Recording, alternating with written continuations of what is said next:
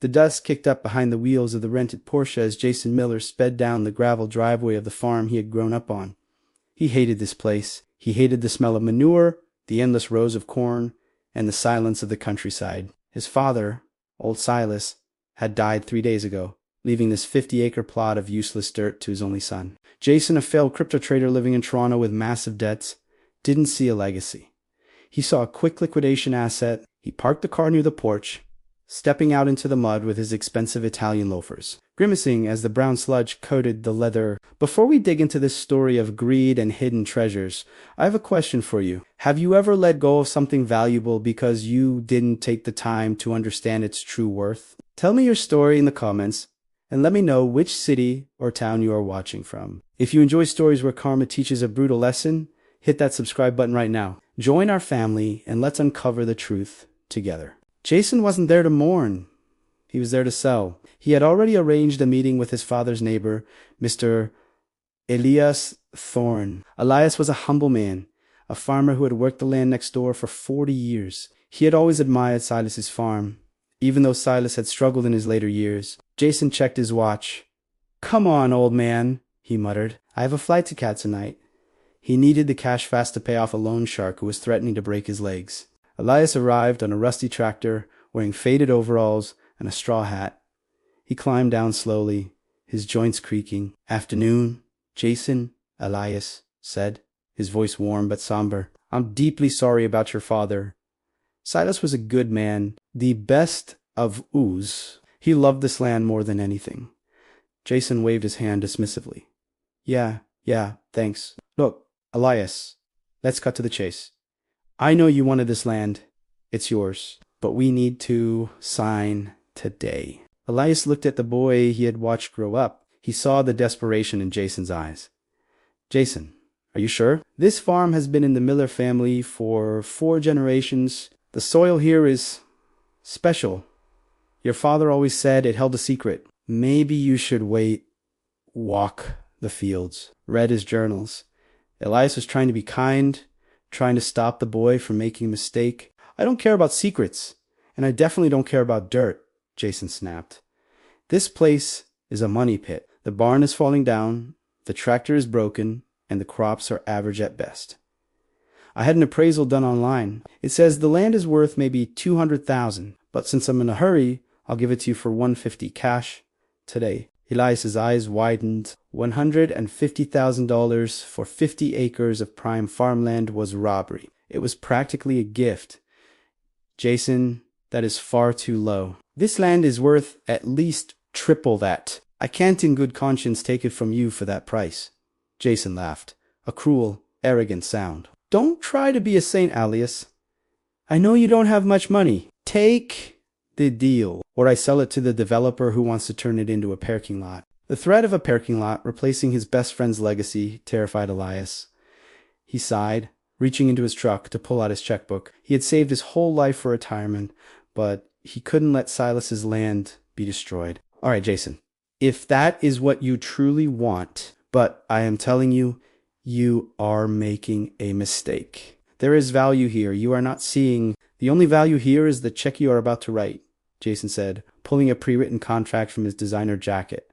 They signed the papers on the hood of the Porsche. Jason didn't even read the clauses. He just signed his rights away, his hand shaking with adrenaline. He grabbed the check from Elias, kissed it, and shoved it into his pocket. "Pleasure doing business, Elias. Enjoy the mud." Jason got back into his car. He started the engine, ready to leave his past in the rearview mirror forever. But as he tried to reverse, the tires spun. The mud, made thick by a recent rainstorm, had turned into a trap. The Porsche was stuck. Jason slammed the steering wheel. "You have got to be kidding me." He revved the engine, but the car only sank deeper. "Need a tow?" Elias asked gently. "I can hook it up to the tractor."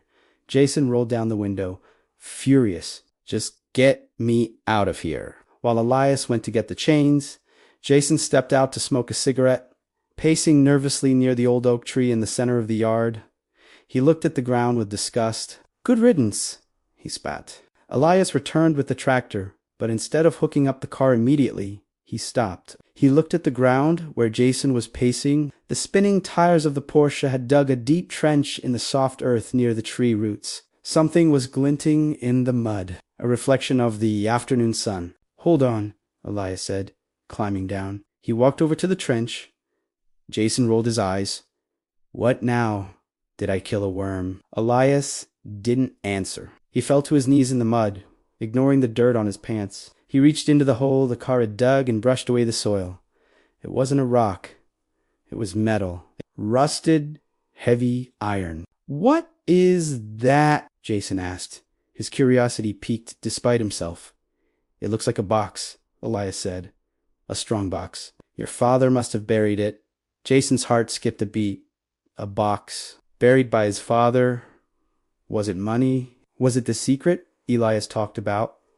"Pull it out," Jason commanded. "That's mine." Elias looked up, his face stern. "Actually, Jason, we just signed the papers. The deed is transferred. Everything on this land, above and below the soil, belongs to me now. That is the law." Jason's face went pale. He realized his mistake instantly. "No, no, no. We haven't closed the escrow. That's my dad's box." "You wanted cash today," Elias reminded him calmly. "You signed the ASE's immediate transfer clause, but let's see what it is first." Elias grabbed a shovel from his tractor. He dug carefully around the iron box. It was heavy, about the size of a microwave. With a grunt of effort, he hoisted it onto the grass. The box was old, locked with a heavy padlock. "Break it open," Jason yelled, stepping closer, his greed overtaking his anger. "If there's cash in there, we split it. 50-50, come on, Elias? Be a neighbor." Elias ignored him. He used the edge of the shovel to strike the rusted lock. Once, twice. On the third hit, the mechanism shattered. Elias opened the lid.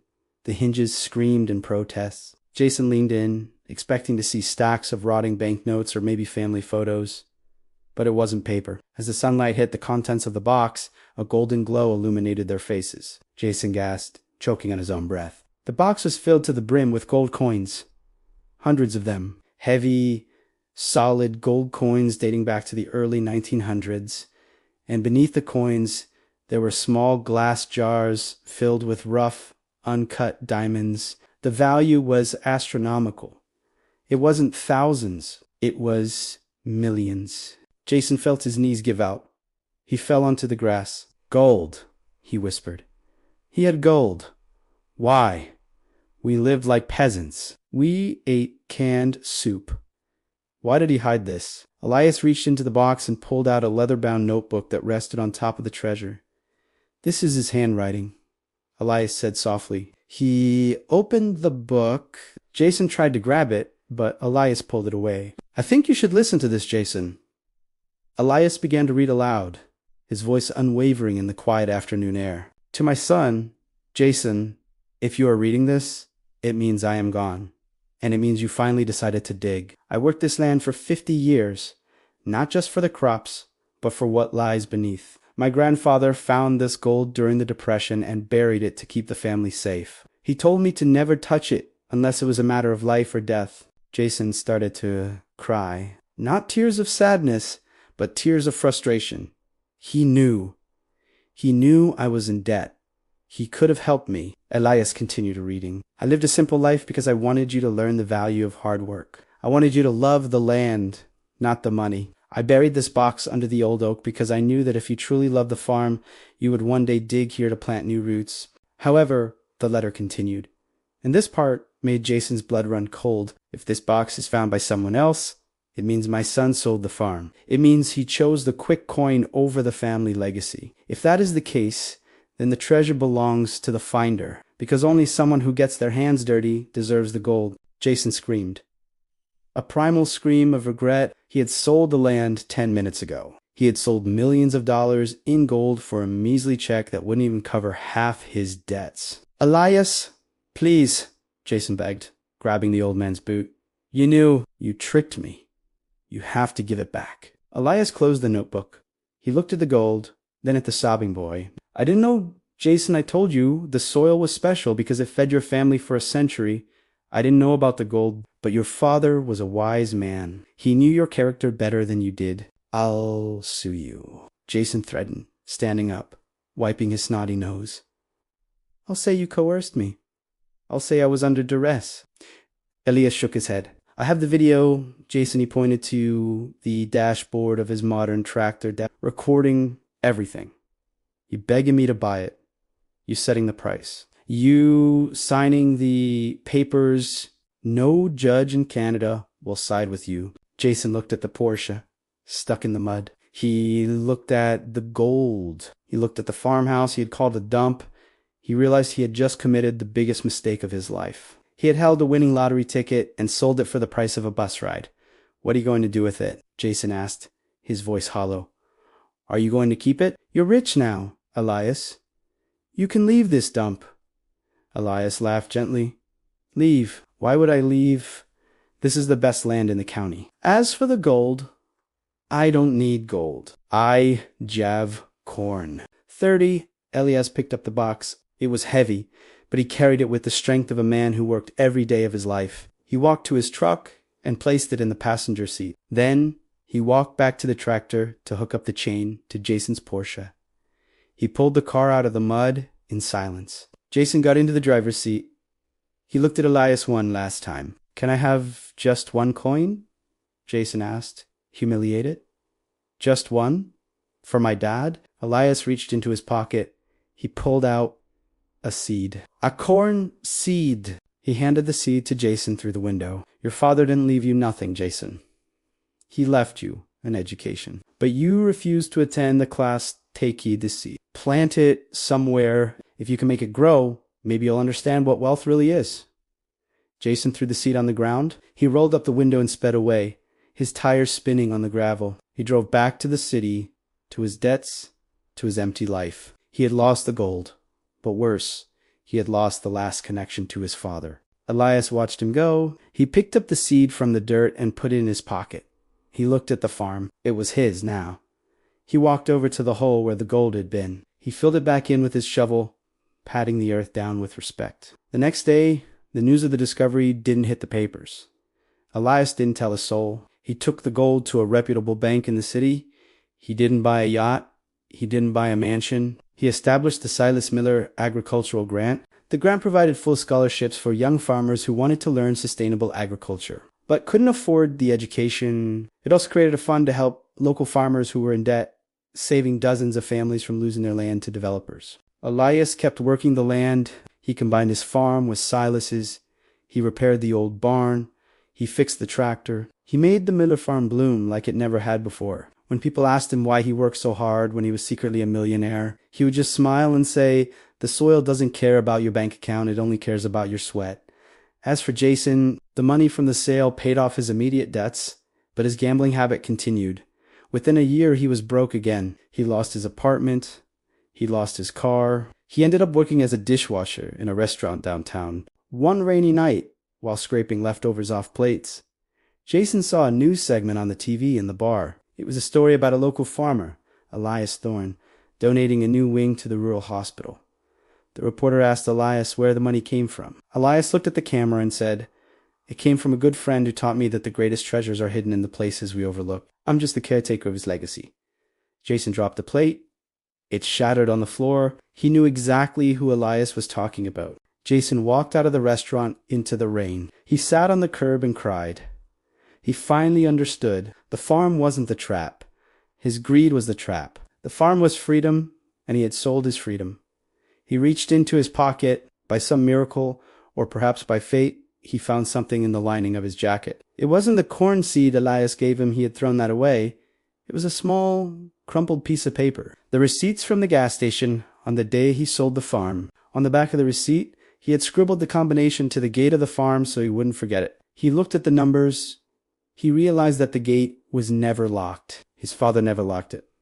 The barrier was always in his mind. Years later, a man walked onto Elias's farm. He looked older, worn down, humbled.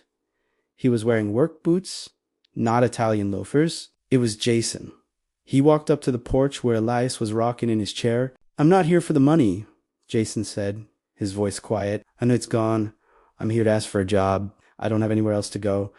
And I want to learn how to plant corn." Elias looked at the man. He saw the regret etched into his face. He saw the rough hands of a dishwasher. He didn't see the arrogant boy anymore. He saw Silas's son. Elias stood up. He didn't smile, but his eyes were kind. "The pay is minimum wage," Elias said sternly. "You sleep in the barn loft. You eat what we grow, and you start at 4 a.m. No complaints, no shortcuts."